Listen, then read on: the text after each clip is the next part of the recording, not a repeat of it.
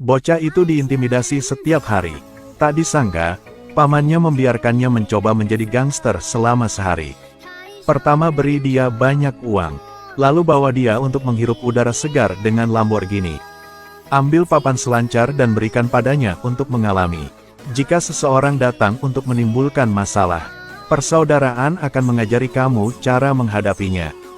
Cerita dimulai. Ibu Yoshua sayangnya meninggal karena overdosis obat. Dia tidak punya tempat tinggal, jadi dia harus menghubungi neneknya. Nenek mendengar berita itu dan segera datang ke rumah. Yoshua dan neneknya sudah tidak bertemu selama 10 tahun. Tapi Yoshua tidak tahu. Neneknya adalah bos gangster terbesar di wilayah itu. Orang-orang memanggilnya Janin. Jadi sang nenek membawa pulang cucunya. Ada banyak yah dan supercar mewah di sini. Bahkan di dapur pun ada uang. Janin mengajak Yoshua menemui pamannya. Mereka berdua pria berotot durian, Bari melihat sepatunya robek. Tanpa banyak bicara, dia mengeluarkan uangnya dan menyuruhnya membeli sepasang baru. Jangan lihat mereka bersikap baik pada Yoshua. Sebenarnya mereka bertengkar dengan Janin karena mereka tidak mempercayai Yoshua, tapi Janin pasti akan mempertahankan Yoshua. Janin menyelesaikan kata-katanya yang kejam. Orang tidak berani berkomentar lagi. Maka keesokan harinya saudara-saudara mengajak Yoshua jalan-jalan. Melihat mereka, semua orang seberani harimau. Yoshua merasakan kegembiraan yang belum pernah terjadi sebelumnya. Mereka pergi ke laut untuk berselancar. Saudara-saudara memuji Yoshua karena berenang dengan sangat baik. Salah satu dari mereka melihat sekelompok orang asing dan merasa tidak nyaman. Jadi saat mereka sedang berselancar sengaja dimasuki ombak mereka. Itu sebabnya ada konflik dengan orang asing. Mereka bilang mereka pecundang tanpa uang.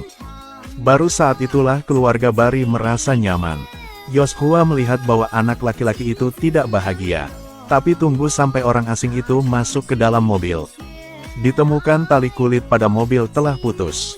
Bari melambai kepada mereka, melihat bahwa mereka marah. Bari memberikan pistol kepada Yoshua, memberitahu Yoshua untuk memberi mereka sedikit pukulan. Mengapa harus melakukan itu? Ya Tuhan, dengan serius. Bagaimana perasaanmu? Ini adalah pertama kalinya Yoshua mencicipi buah manis itu. Keesokan harinya mereka mengadakan pesta di rumah. Craig melompat dari atap. Lalu giliran Yoshua, semua orang meneriakkan namanya. Melihat bahwa semua orang sangat menghormatinya. Yoshua masih belum memiliki keberanian untuk melompat turun. Melihat Yoshua ragu untuk menari. Bari dengan cepat menjatuhkannya dan menari bersamanya.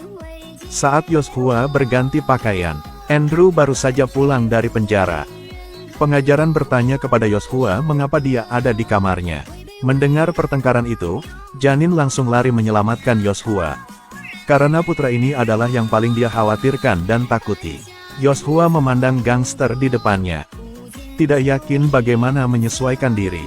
Jadi Yoshua memutuskan untuk pergi menemui pacarnya. Mengetahui Yoshua punya pacar, Janin mengungkapkan bahwa ada kesempatan pasti bagi mereka untuk berkenalan. Saat Yoshua keluar, sebuah mobil polisi lewat di jalan. Yoshua baru saja bergabung dengan geng jadi agak memalukan. Ancam dia untuk kehilangan jiwanya. Keesokan harinya semua orang berkumpul, berpartisipasi dalam pemakaman ibu Yoshua. Tapi sahabat ibu menyarankan Yoshua untuk segera meninggalkan Janin karena mereka adalah orang jahat. Namun Yoshua tetap bersikuku di pihak neneknya. Wanita itu kecewa dan pergi. Di meja makan, dia menawarkan untuk bermain game dengan pacar Yoshua. Dan jika dia bisa menggunakan mulutnya, dia akan menerima $2.000 AS. Di bawah godaan uang, pacar Yoshua masih menerima untuk bermain. Yoshua yang bingung menyuruh pacarnya untuk tidak bermain. Tapi di mata pacar hanya uang. Makasih. Menjelang sore, mata Andrew tertuju pada pacar Yoshua dan dia dengan hati-hati mengangkatnya. Lalu taruh dia di tempat tidur. Pada saat ini Yoshua juga bangun. Andrew juga terus terang mengatakan bahwa dia menyukainya. Tapi tidak lama kemudian Andrew menerobos masuk saat Yoshua sedang mandi. Dikatakan untuk mengambil Yoshua untuk mencuri mobil. Namun dalam aksinya Yoshua terluka. Janin mengetahui bahwa Andrew diam-diam membuat Yoshua beraksi. Dia sedikit marah. Namun di mata Andrew ini hanyalah latihan Joshua. Melihat Andrew bergerak tangan dan kaki dengan neneknya, pertama kali Joshua menanggapi Andrew. "Lepaskan tangannya." "Tidak apa-apa Joshua." Namun tak lama kemudian Andrew tidak banyak bicara dan meremas tenggorokan Joshua. Joshua segera berlari pulang, bersembunyi di sudut terisak. Siapa sangka di lantai bawah saya akan melihat kreditur ibu saya. Setiap hari dia datang ke Joshua untuk meminta uang. Kali ini Joshua tidak mengelak, bergegas meninjunya. Kemudian mengeluarkan pistol dan memberitahunya bahwa ibunya telah meninggal. Kreditor sangat ketakutan sehingga dia memutuskan untuk tidak meminta uang Joshua lagi. Keesokan harinya Joshua pulang untuk menemukan Barry terluka. Sejak kecil, dia adalah orang yang pemalu, mengetahui dia memiliki 3 paman gangster. Sejak saat itu, kehidupan bocah itu menjadi lebih mengasyikkan. Pada siang hari mereka membawanya keluar untuk makan. Di malam hari, dia mengajaknya berkeliling untuk mendapatkan uang. Di waktu luangnya, dia merusak mobil. Begitu saja, hidup berlalu dengan sangat bahagia. Tapi kejutan tetap datang. Paman Joshua mencuri toko jam tangan. Namun di tengah jalan, dia melihat 2 polisi. Di mana seorang polisi melepaskan beberapa tembakan ke arah mereka secara berurutan. Namun sayangnya peluru tersebut mengenai dada Craig. Keesokan harinya, setelah Joshua sampai di rumah, melihat Craig menahan rasa sakit untuk operasi, dan janin menghibur Joshua yang menyalahkan dirinya sendiri. Berita buruk terus berdatangan. Berita itu melaporkan pencurian mereka. Apalagi tadi malam, seorang polisi tewas. Setelah janin tahu, dia sangat marah. Dia membuat Joshua pulang untuk menemukan Deran. Joshua mengendarai sepeda kesayangannya. Tanpa diduga menemukan Deran memukul orang asing. Deran memintanya untuk bergegas ke sini untuk membantu. Joshua hanya mengayu secara simbolis untuk 2 pukulan. Kemudian bawa masalah serius ke Deran. Tak terduga dalam perjalanan pulang, Joshua kembali diganggu oleh Deran. Deran melaju dengan sangat semangat mengejar mobil Joshua. Joshua takut jatuh di pinggir jalan. Setelah pulang, janin menyarankan untuk membuang arloji itu. Ini membuat Craig tidak bahagia. Karena itu bernilai $1 juta. Tapi tadi malam mereka baru saja membunuh seorang polisi. Sekarang pemerintah telah turun tangan untuk mencari. Jika jam tangan ini dijual, akan sangat berbahaya. Ketika janin bertanya kepada Andrew saat itu apakah dia mencuri mobilnya untuk mengungkapkan penampilannya, Andrew berbohong. Tidak, saat itu sangat gelap. Jadi mengapa Joshua melukai tangannya? Ibu tidak percaya padaku. Joshua juga berbohong untuk Andrew. Itu dalam perjalanan pulang, sebuah mobil mengerem keras, sehingga harus mengubah arah dengan cepat. Mendengar hal tersebut, Andrew semakin mempercayai Joshua. Tapi Joshua karena tidak ingin berbuat salah, diam-diam melaporkan kejahatan Andrew kepada Barry. Andrew berbohong, pemilik mobil memukuli aku. Andrew yang menyelamatkanku. Barry menyuruh Joshua untuk tenang. Paman akan melindungi kamu. Jadi Barry datang untuk mencari Andrew. Andrew memukul dengan palu, melampiaskan amarahnya. Mengetahui bahwa Joshua mengatakan yang sebenarnya kepada Barry, Andrew tidak senang dengan Joshua. Apa yang orang itu katakan padamu? Ada omong aku yang selamatkan dia. Barry menyarankan Andrew untuk tenang. Dia hanya anak kecil, tidak perlu terlalu keras padanya.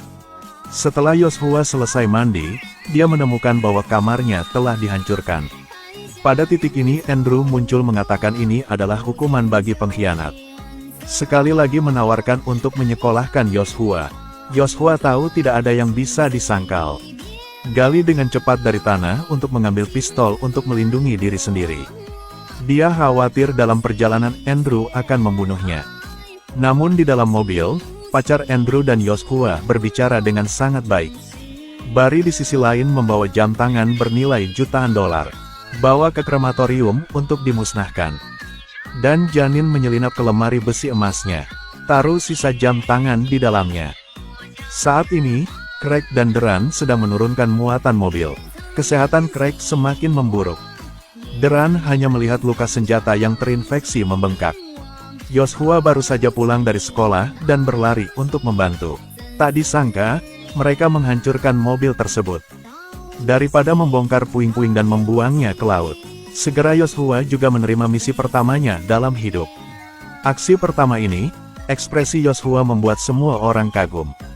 Bisakah Anda menahan napas di bawah air selama 10 menit? Kedua paman dan ponakan berkompetisi satu sama lain, membawa halter ke dalam air.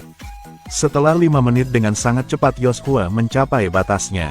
Namun Deran tetap memiliki tampilan yang kalem seperti gunung.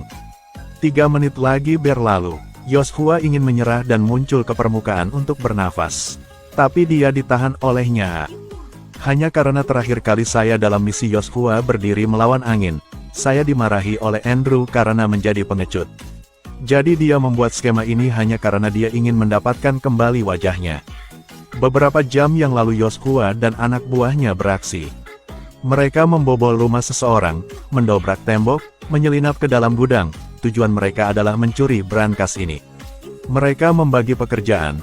Kalian bertanggung jawab atas pembongkaran, dan Yoshua bertanggung jawab atas pengawasan. Tak disangka, tugas sudah setengah selesai. Saat pemiliknya pulang, mereka tetap tidak menyerah. Deran egois, mementingkan diri sendiri, khawatir tertangkap, jadi dia lari dulu. Akibatnya, saat keluar, safety kabinet terhalang oleh kabel listrik. Andrew memerintahkan Deran untuk memotong kabel. Tapi Deran meletakkan senjatanya dan lari lebih dulu. Tiba-tiba Yoshua berdiri dalam bahaya tanpa khawatir. Ambil alat untuk membantunya dengan tangan. Begitu saja aksi ini selesai dengan lancar. Tapi wajah Andrew tidak sedap dipandang. Akhirnya Andrew membuka brankas, mengeluarkan sebuah buku, lalu mengeluarkan beberapa tumpuk uang. Bagi 2 untuk dia dan Yoshua dan Deran, ambil buku ini untuk sendiri.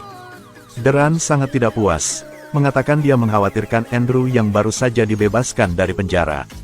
Jika tertangkap lagi, dia akan dihukum 20 tahun penjara. Tapi Andrew berpikir Yoshua pantas mendapatkan lebih. Sama seperti itu, ketika 2 orang bertengkar, tidak ada yang menyerah ketika mereka akan bertengkar. Yoshua dengan lantang berkata, bagi dengan 3. Yoshua, kali ini lakukan apa yang kukatakan. Cepat berterima kasih pada Yoshua.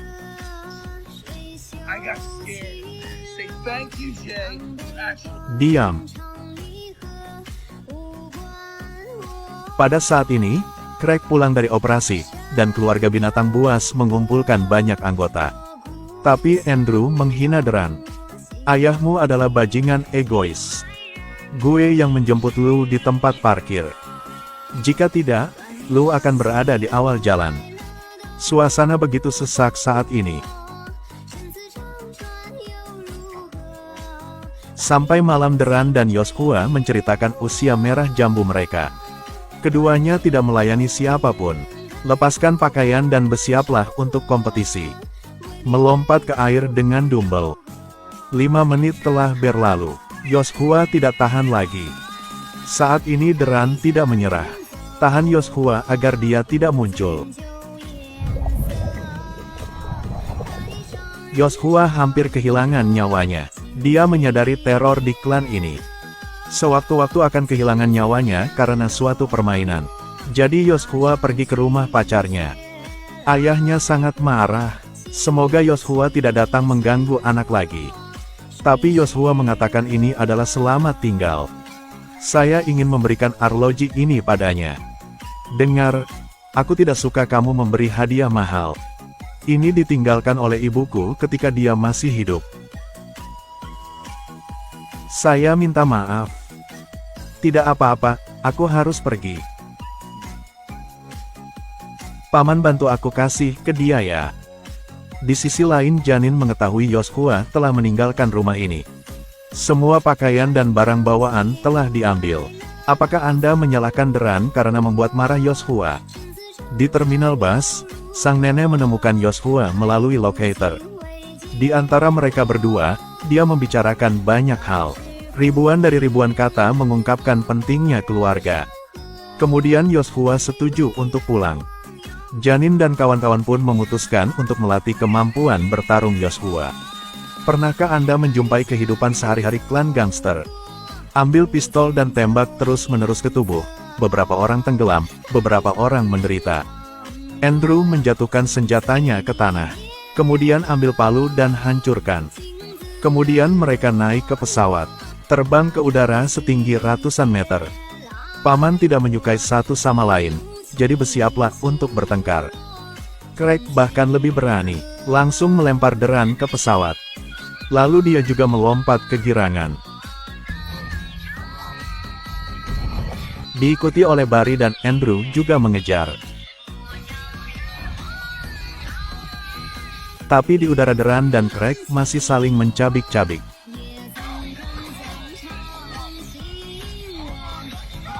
Ini adalah anak laki-laki, menciptakan daya tarik untuk film kerajaan kejahatan. Di sisi lain, pacar Joshua, Nikki sering datang ke rumah untuk bermain. Janin dan dia juga lambat laun saling mengenal. Janin memutuskan untuk pergi menemui orang tua Nikki, tetap akan menikah. Maka Janin mengajak orang tua Nikki. Ternyata ayah Nikki adalah seorang perwira tinggi di militer. Di meja makan, terus membual tentang pencapaiannya yang luar biasa.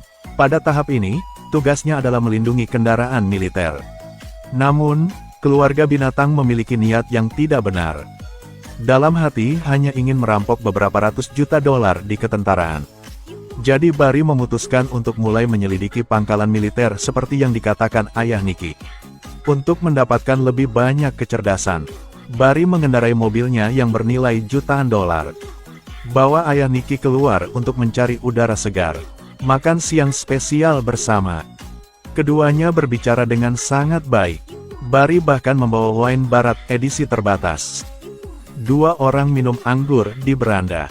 Dia secara bertahap mulai mempercayai Barry. Mengungkapkan bahwa dia sangat tidak puas dengan kehidupan bekerja di pangkalan militer. Hari yang tidak harus diisi adalah hari libur. Kemudian ambil sedikit gaji rendah untuk menghidupi seluruh keluarga. Dan dia selalu membawa tas kecil di tangannya. Ini hampir persis seperti dokumen rahasia bernilai beberapa ratus juta dolar. Barry selalu memikirkan cara untuk menjatuhkannya. Tapi dia selalu ada di sisinya. Biarkan semuanya berjalan lancar. Deran dan Andrew masuk ke rumah ayah Nikki, lalu mencuri tas kerjanya. Tapi tidak hati-hati telah menyentuh sirene. Sekarang Joshua dan keluarga pacarnya sedang nongkrong. Ayah Nikki mendapat telepon, menemukan pencuri di rumah.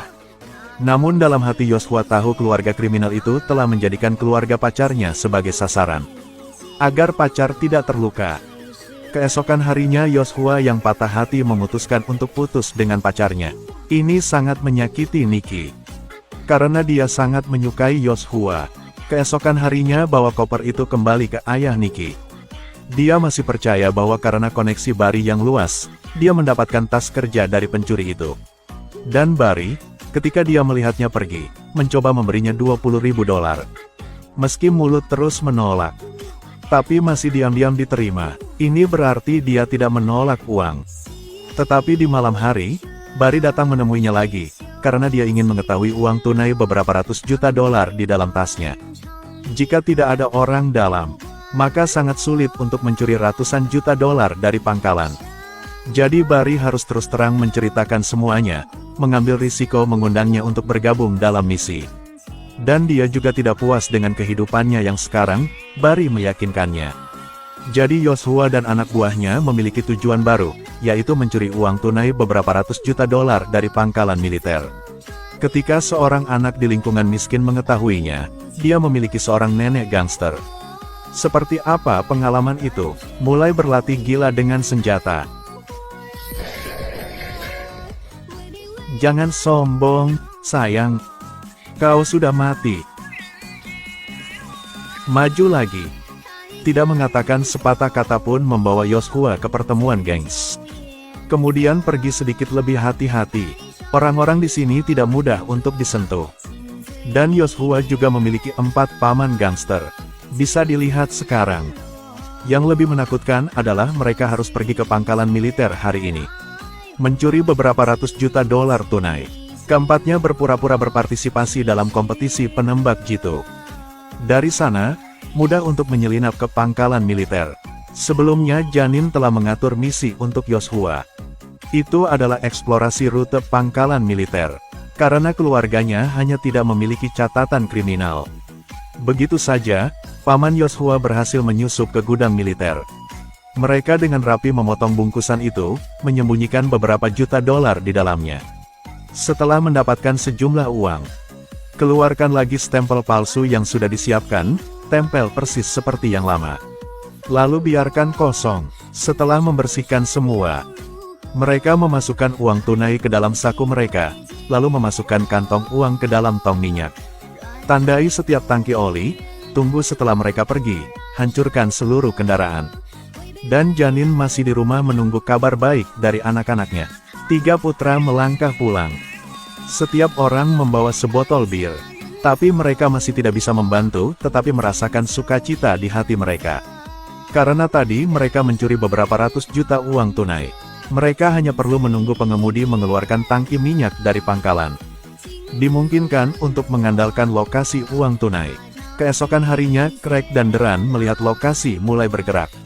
Mereka mengikuti truk tepat di belakang. Tunggu pengemudi turun dari bus untuk beristirahat. Mereka menyelinap ke bagasi mobil. Uang tunai dari tong minyak. Namun tanpa diduga, di tengah jalan, pengemudi berbalik arah. Di tengah jalan, pengemudi melihat keganjilan. Jadi dia keluar dari mobil untuk memeriksa. Tapi sayangnya, 2 orang menariknya ke dalam mobil. Kemudian kunci pengemudi di tangki oli. Begitu saja, mereka dengan mudah mendapat 100 juta dolar. Setelah kembali ke rumah, uang tunai diletakkan di atas meja. Sekarang Yoshua tidak bisa diam. Dia memberitahu neneknya. Di luar ada segerombolan polisi menunggunya mengirim pesan. Untuk menempatkan mereka di penjara. Beberapa hari yang lalu, seorang guru tiba-tiba mendekati Yoshua. Guru berpikir dia adalah anak yang baik. Jadi tidak ingin menipu dia. Dia menceritakan semuanya kepada Yoshua. Dia adalah petugas polisi yang menyamar yang ditempatkan di sebelah Yoshua. Dia berharap Yoshua bisa bekerja dengannya. Tapi Yoshua mengatakan dia tidak mengerti sama sekali. Jika mereka tahu aku mengkhianati mereka, apa saja yang bisa mereka lakukan? Segera polisi bergegas masuk. Semua orang berlutut di tanah tanpa bergerak. Tapi tidak peduli berapa banyak pencarian polisi. Tidak dapat menemukan beberapa ratus juta uang tunai seperti yang dikatakan Yoshua.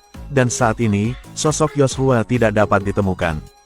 Janin pura-pura tidak tahu apa-apa. Polisi tidak punya pilihan. Tunggu setelah polisi pergi dan kemudian mereka mengambil semua uang dari kolam. Janin memandang penampilan cucunya dengan sangat baik, tidak mengkhianati keluarganya. Dia juga secara resmi menerima Yoshua ke dalam keluarganya.